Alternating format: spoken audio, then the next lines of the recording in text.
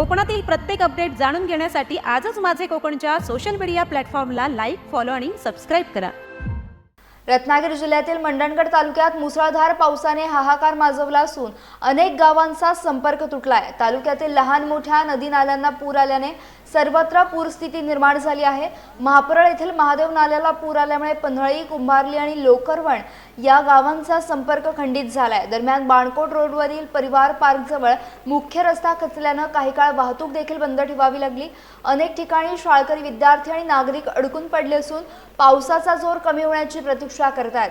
अद्याप तालुक्यात मुसळधार पाऊस सुरूच असून प्रशासन परिस्थितीवर लक्ष ठेवून आहे। नागरिकांनी आवश्यक खबरदारी घेण्याचे आवाहन करण्यात आले आहे।